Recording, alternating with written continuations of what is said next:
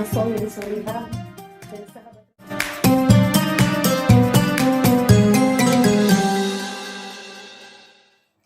Bismillahirrahmanirrahim.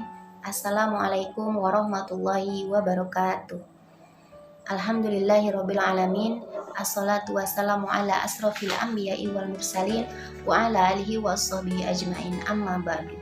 Rabbi shrahli sodri wa yassirli amri wahlul 'uqdatam min lisani yafqahu qawli. Pertama-tama, marilah kita panjatkan puji syukur kehadirat Allah Subhanahu wa Ta'ala yang telah melimpahkan rahmat dan hidayahnya, sehingga alhamdulillah sampai saat ini kita diberikan kesempatan oleh Allah Subhanahu wa Ta'ala, diberikan kesehatan dan kekuatan untuk melaksanakan ibadah puasa wajib di bulan suci Ramadan ini. Salawat serta salam semoga tetap tercurah limpahkan kepada junjungan kita, yaitu Nabi Muhammad SAW, kepada keluarganya, sahabatnya, dan mudah-mudahan sampai kepada kita semua selaku umatnya. Amin ya robbal alamin.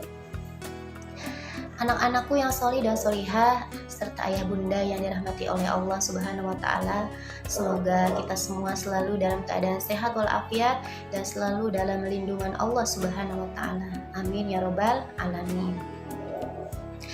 Anak-anakku yang solih dan solihah, pada kesempatan ini ibu ingin menyampaikan tausiah singkat, yaitu tentang nuzulul Quran.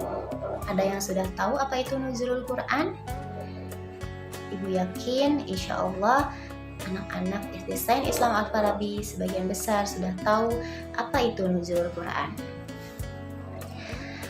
Anak-anakku yang solih dan solihah, perlu kita ketahui bahwa di bulan Ramadan itu ada satu peristiwa yang sangat istimewa.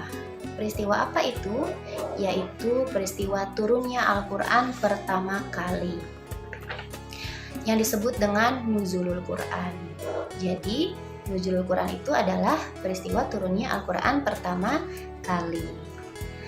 Allah Subhanahu wa Ta'ala menurunkan Al-Quran pertama kali kepada Nabi Muhammad SAW melalui malaikat Jibril.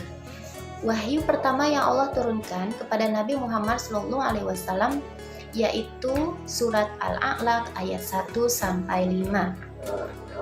Mari kita sama-sama baca surat Al-A'laq ayat 1-5. A'udzu billahi minasyaitonir rajim. Bismillahirrahmanirrahim. Iqra bismi rabbikal ladzi khalaq. Khalaqal insana min 'alaq. Iqra wa rabbukal akram. Allazi 'allama bil qalam, 'allamal insana ma lam ya'lam. Shadaqallahul azim. Nah, itu adalah surat Al-A'laq ayat 1-5 yang Allah turunkan pertama kali kepada Nabi Muhammad SAW.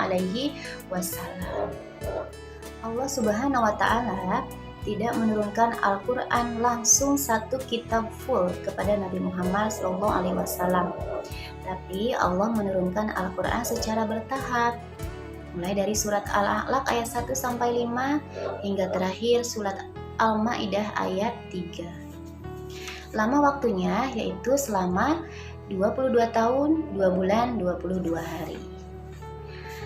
Anak-anakku yang soleh dan solihah, ingin tahu seperti apa kisahnya Allah menurunkan Al-Quran pertama kali kepada Nabi Muhammad SAW? Mari kita simak sama-sama ya.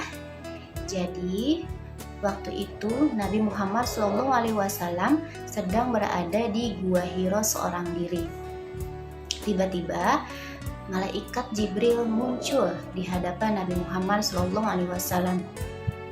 Menyadari akan hal itu, Nabi Muhammad kaget dan ketakutan, bahkan hingga tubuhnya menggigil.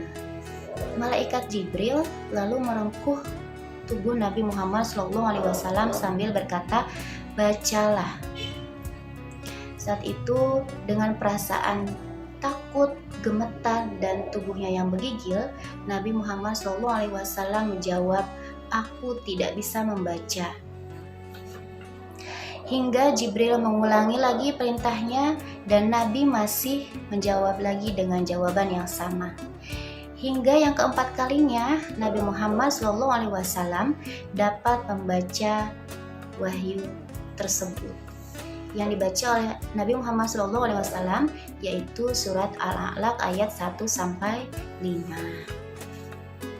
Nah, setelah Nabi Muhammad SAW membacanya, kemudian malaikat Jibril tiba-tiba menghilang.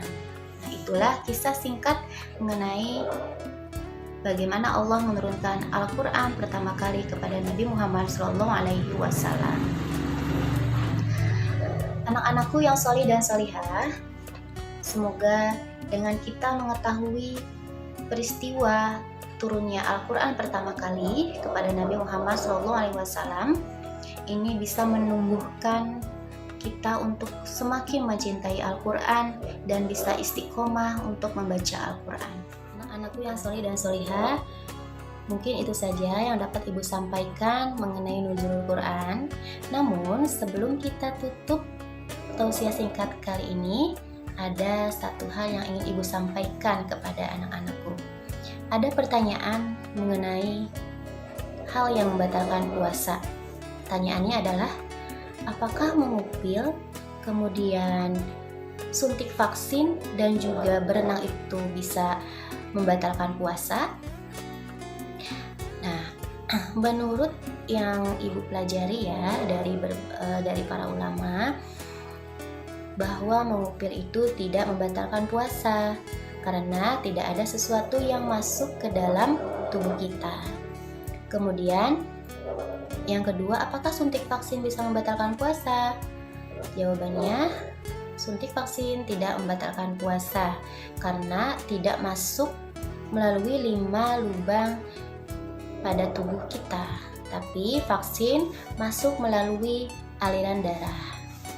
Kemudian yang selanjutnya, apakah berenang bisa membatalkan puasa?